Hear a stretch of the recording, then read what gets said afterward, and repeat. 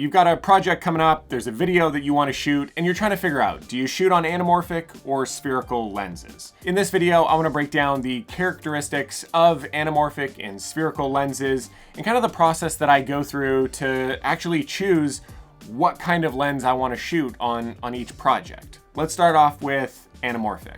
An anamorphic lens is a lens that squeezes the image horizontally when capturing video, and then requires de-squeezing in post to kind of bring it back to the correct aspect ratio. And this allows for a much wider field of view without cropping in on the sensor itself. Typically, this is going to give you a widescreen aspect ratio like a 2.4 to 1. And so the big question is, why would you shoot on anamorphic? And I think the first is just to give that classic widescreen look. It gives you that cinematic look that movies are known for. And then the biggest reason is for the unique characteristics that anamorphic lenses are known for. That's the flares, where your light source is creating this wild flare that kind of stretches across the whole scene. And also that oval or waterfall bokeh that's in the background. Anamorphic lenses create this dreamy bokeh in the background, which a lot of people love and want for their projects. And then lastly, in terms of an anamorphic look, is that pincushion effect. You're getting distortion around the edges of your frame. That's going to give a very specific look and feel to your video or your film. And so I think anamorphic lenses just bring this very unique character to any project that you're working on. You can always pick out which videos, which films have been shot on an anamorphic lens. But that's definitely not for everybody. The distortion, the flares, that wide aspect ratio aren't for every project. I think if you're looking for a project to stand out or to be a little different than anything else that you're putting out, using an anamorphic lens is a great option. But there's definitely some cons when it comes to anamorphic lenses. Usually, they are far more expensive than just a regular spherical lens. These lenses here, the Atlas Mercuries, right now are running for $8,000 per lens. And while there are definitely some budget-friendly options for anamorphic lenses, they're usually that or way more expensive. The other con might be that you have to shoot manual. Another con is that they're not usually as fast as a spherical lens. You're not finding too many anamorphic lenses that are a 1.2, 1.4. Spherical lenses are definitely going to be a lot faster and have better options in that side of things. For me personally, I don't really need anything more than 2.8. But if you do, that could be a reason not to go for an anamorphic lens. The other con is the size. Anamorphic lenses are usually bulkier and heavier, and so that's gonna weigh down your rig. So it's gonna require you to have extra gear to support it, to make sure that your shots aren't shaky, or again, just add costs to your production. And then lastly, what can be a pro for some is a con for other people. If you don't want those crazy flares, if you don't want the distortion, if you don't want that anamorphic look, and you want more of that clean commercial look, then this is definitely not the lens to go for. Which brings us over to the spherical lenses. I think if you're looking for a cleaner, more natural, sharper image, a spherical lens is the one to go for. Again, I should preface this saying these are general principles, not hard and fast rules, so there's going to be exceptions to everything that I'm saying here.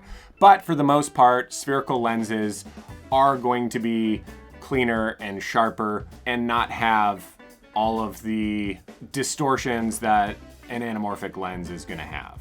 Another reason is just the availability and the affordability.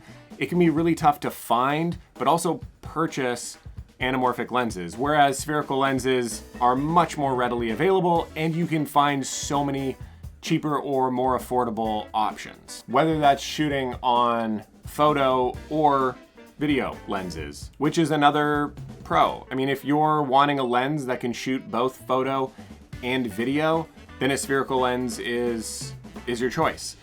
It's something that you're gonna be able to swap back and forth with. My 24 to 105, I absolutely love. Shoot a ton of photo and video projects on that lens. Another pro for shooting on spherical lenses is just the flexibility that you can have in post. There's a lot more ways that you can crop in and play with and reframe a spherical lens versus an anamorphic lens. Because the anamorphic lenses have distortion around the edges, it can be sometimes difficult to crop in and reframe certain shots. Now, you should always just be shooting so that you don't necessarily have to rely on cropping in and reframing in post, but again, just something to be aware of. And then lastly is just kind of the ease of use. Spherical lenses are most of the time going to be lighter, have autofocus, and can also have built-in image stabilization in the lens as well. So it just makes it easier and adds a ton of benefits to a solo shooter. Now, I should say too, because I said, this isn't a hard and fast rule. The good thing about spherical lenses is not only can a spherical lens be very clean and clinical or commercial, but you can also have, a dirty lens. You can find spherical lenses that also have a ton of character. Some of my favorite budget cinema glass, the dual lens APO mini primes, are a prime example of that. They've got a ton of character. They're a vintage lens, so they've got really cool flares. It's a little bit of a softer look. It's not going to be as clean and clinical as some of the other photo lenses that I have. And so that gives some flexibility and versatility to using spherical lenses as well. So then the big question is, what do you choose? How do you pick if you want anamorphic or spherical? So let me run through kind of my little checklist of what I look for or what I'm thinking through when I approach a project, and then try to figure out which lens I want to use. If this project is a project where I just need it to be clean and clinical, then I'm automatically going with spherical lenses, for sure. That's an easy choice. Next, I'm also thinking of, do I need to repurpose this for vertical content? If I need to repurpose this for vertical content, then I'm also using spherical lenses for sure. Now, there are ways to do anamorphic, but you can't really shoot anamorphic horizontally and then crop in vertically. It just doesn't look as good. And speaking of vertical, I'm also just thinking of aspect ratios in general.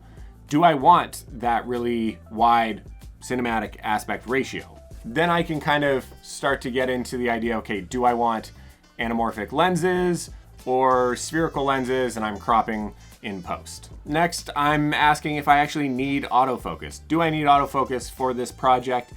If yes, if I need to really rely on it, then I'm gonna also use spherical lenses. Although there's the odd chance that I'll use the DJI focus assist or the LiDAR autofocus for lenses. So you might ask, this may seem like, wow, you're using spherical lenses for pretty much most of the time you're shooting. And yes, I will be using spherical lenses. So in what situations am I wanting to use those anamorphic lenses? I think it goes back to the pros of what I listed for the anamorphic lenses. If I want this project to be unique, if I want it to have wild flares, nice distortion, and again, just to stand out from what that brand might normally be doing, or what I might normally be shooting on, to just give this video a particular kind of separation from what's normally out there, to make it really stand out, I want to use anamorphic lenses. That's why I'm shooting this motorcycle. It's a mini documentary kind of testimonial video, but I wanted it to really stand out and pop and be different than anything that they've done before or seen before. And so that's why I wanted to choose these lenses. Also, shooting a motorcycle, getting those wild flares on the bike, I thought would be perfect for the video as well. So again, when you're thinking of your project, think about, what is this lens going to offer to the project? What is it going to help me say? What's the point? What's the story? Story is always the most important, and are these lenses going to help or hinder the story? Is a bunch of distortion and crazy flaring just going to distract from the story? Is it going to take away from what the point of that video is actually about, or is it going to really lean into and help and create a certain feel and mood of that story or that video? There isn't really is one better than the other. Each is a great tool to help tell that story. Let me know what you think. Those are my thoughts. If you've got any questions, I would love to hear from you. Do you love shooting on spherical or anamorphic? Do you want to try one for the first time? Yeah, let me know. And as always, I'll see you in the next video.